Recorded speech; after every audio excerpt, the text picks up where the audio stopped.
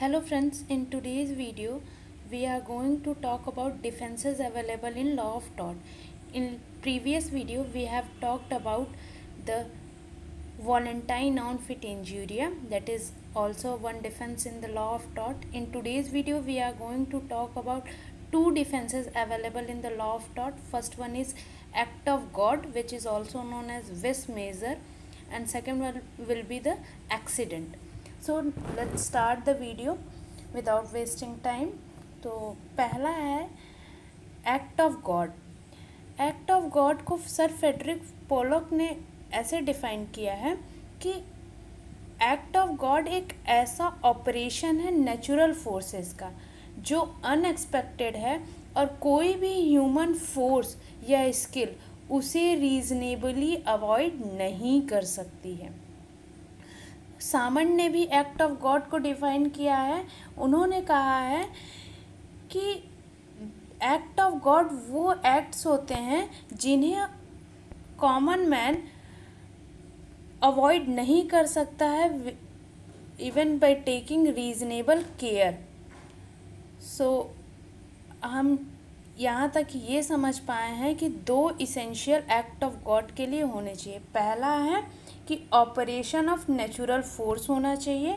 दूसरा है accident, the incident must be extra ordinary and can't be anticipated and reasonably guarded. मतलब उसे anticipate नहीं किया जा सकता है या फिर रीजनेबली उसे अवॉइड नहीं किया जा सकता है. तो दो इसेंशियल्स क्या मिले? पहला नेचुरल फोर्स होना चाहिए, दूसरा कि एक्स्ट्रा ऑर्डिनरी होना चाहिए, इतना एक्स्ट्रा ऑर्डिनरी कि जिसे एंटीसिपेट नहीं किया जा सकता है या फिर रीजनेबली उसे अवॉइड नहीं किया जा सकता. Now coming to case laws. पहला केस लॉ है Nichols versus Marsland. Nichols versus Marsland में ये हुआ था कि एक आर्टिफिशियल लेक बनाया गया था प्लेंटिफ के लैंड में for storage of rain water which was coming from a natural stream. Natural stream से पानी आ रहा था, उसके स्टोरेज के लिए प्लेंटिफ के लैंड में एक लेक बनाया गया. बाद में एक बारी क्या होता है, बहुत ज़्यादा रेनफॉल हो जाती है जो एक्सपेक्ट नहीं किया जा सकता है, जो रीजनेबली एंटीसिपेट नहीं किया जा सकता. उतना ज़्यादा बारिश हो जाता है जिसकी वजह से जो लेक है उसका एम्बैंकमेंट टूट जाता है, बर्स्ट आउट हो जाता है और वाटर जो है वो प्लेंटिफ के लैंड में ओवरफ्लो होने लगता है, जिससे प्लेंटिफ का बहुत ज़्यादा नुकसान हो जाता है. तो कोर्ट ने यहाँ हेल्ड किया कि जो डिफेंडेंट था वो लायबल नहीं होगा क्योंकि ये एक्ट ऑफ गॉड है, ये अनरीजनेबल था. मतलब रीजनेबली इसे एंटीसिपेट नहीं किया जा सकता था या फिर इसे अवॉइड नहीं किया जा सकता था और नेचुरल फोर्स तो था ही यहाँ. तो कोर्ट ने ये कहा कि डिफेंडेंट लायबल नहीं होगा और डिफेंडेंट को एक्ट ऑफ गॉड या विस मेजर का जो बचाव है वो मिलेगा. फिर आते हैं रामलिंगन नादर वर्सेस नारायण रेड्डीयार का केस. इसमें ये हुआ था कि प्लेंटिफ जो रहता है वो डिफेंडेंट का सामान अपने एक ट्रक में ले जा रहा होता है जिसमें एक वायलेंट मॉब, मतलब एक वायलेंट भीड़ से उसका सामना होता है ड्यूरिंग हिज पाथ वे, और वो जो भीड़ रहती है वो सामान लूट लेता है. तो यहाँ डिफेंडेंट बचाव लेता है एक्ट ऑफ गॉड का. तो कोर्ट ने कहा कि यहाँ कोई नेचुरल फोर्स नहीं है, यहाँ कोई नेचुरल फोर्स नहीं लगा है, ये एक ह्यूमन एक्ट है. तो यहाँ जो इसेंशियल्स हैं एक्ट ऑफ गॉड के वो अप्लाई नहीं होते हैं और इसलिए जो डिफेंडेंट है उसे एक्ट ऑफ गॉड का बचाव नहीं मिल सकता है. और जब एक्ट ऑफ गॉड का बचाव नहीं मिल सकता है तो यहाँ डिफेंडेंट को लायबल ठहराया गया और उसे एज अ कॉमन कैरियर समझा गया कोर्ट के द्वारा. फिर आते हैं ग्रीनॉक कॉरपोरेशन वर्सेस क्लेडोनियन रेलवे. इसमें हुआ ये था कि जो एक लेक, जैसे लास्ट केस में था, एक लेक खुदवाया गया था प्लेंटिफ की ज़मीन में। यहाँ ये हुआ था कि एक बारी एक लेक बनाया गया, जो नेचुरल स्ट्रीम है, जो नेचुरल फ्लो होता है जिस स्ट्रीम, जहाँ स्ट्रीम का, वहीं पर एक लेक बनवा दिया गया। फिर एक बार बारिश हो जाती है, बहुत ज़्यादा बारिश हो जाती है, जिसकी वजह से एक लेक, उस लेक का पानी ओवरफ्लो होने लगता है। लेकिन बारिश उतनी होती है कि अगर वो नेचुरल फ्लो जो है, जो स्ट्रीम का नेचुरल फ्लो रहता है, उसे डिस्टर्ब ना किया गया होता तो वो पानी आराम से चला जाता, स्ट्रीम अपने साथ ले जाता। लेकिन लेक की वजह से जो है वो पानी ओवरफ्लो हो गया, और क्योंकि जो स्ट्रीम का नेचुरल फ्लो था उसे डिस्टर्ब कर दिया गया था। तो यहाँ कोर्ट ने डिफेंडेंट को लायबल ठहराया। उन्होंने कहा कि क्योंकि यहाँ ये एक्ट ऑफ गॉड नहीं है, आपने नेचुरल फ्लो जो है उसको डिस्टर्ब किया है, इस वजह से पानी ओवरफ्लो हुआ है और नुकसान हुआ है।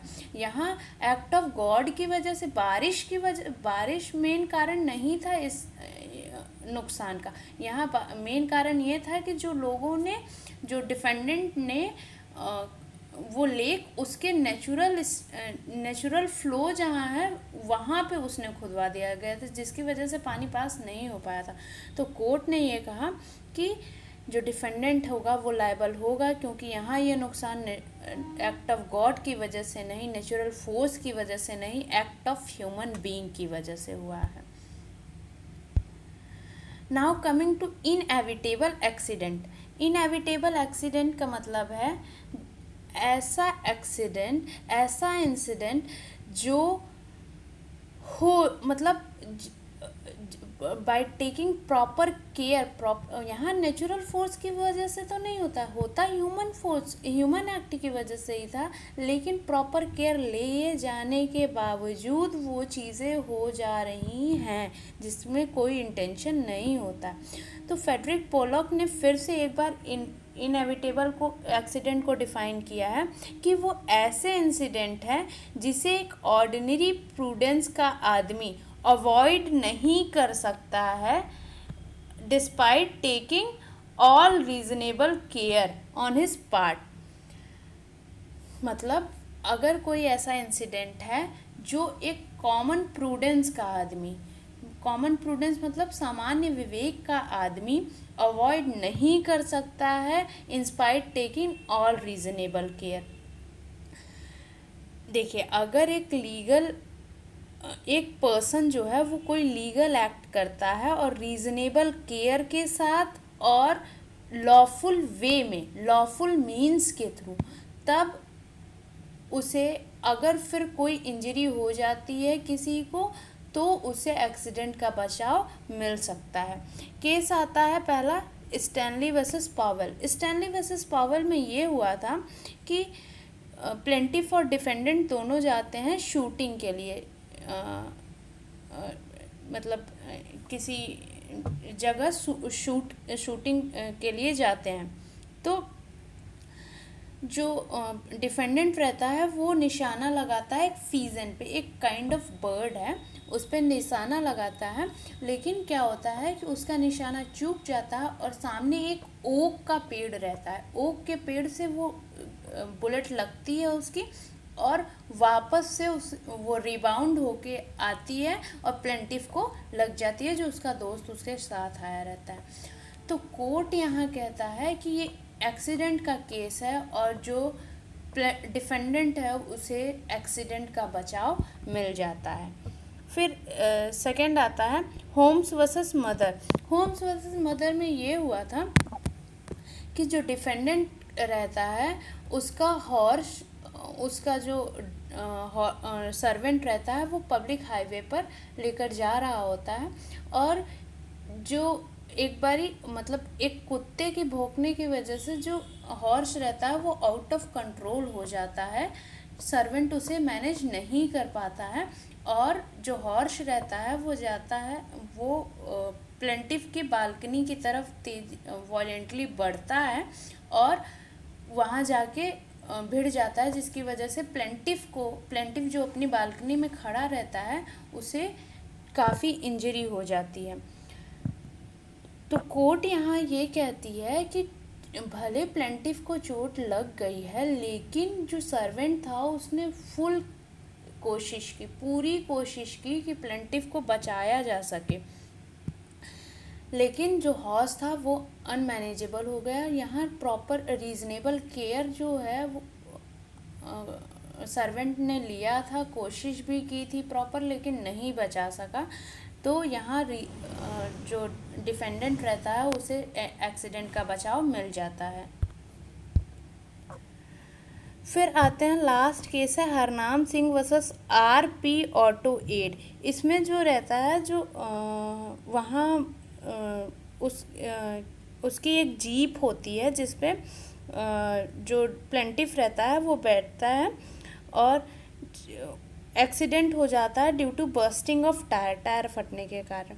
यहाँ कोर्ट ये कहती है, सर्कमस्टांस ये देखा जाता है कि जो डिफेंडेंट है वो पहले से ही बहुत ही ख़राब हालत में जो एक टायर था उसे यूज़ कर रहा था, जो कॉमनली यूज़ नहीं किया जाता आम लोगों की तरह। एक ऑर्डिनरी प्रूडेंस का व्यक्ति कभी भी ऐसे टायर का यूज़ ना करता जो इतनी ख़राब कंडीशन में थी। तो कोर्ट ने कहा कि यहाँ जो प्लेंटिफ डिफेंडेंट है उसे एक्सीडेंट का बचाव नहीं मिलेगा क्योंकि उसने रीज़नेबल केयर नहीं लिया था।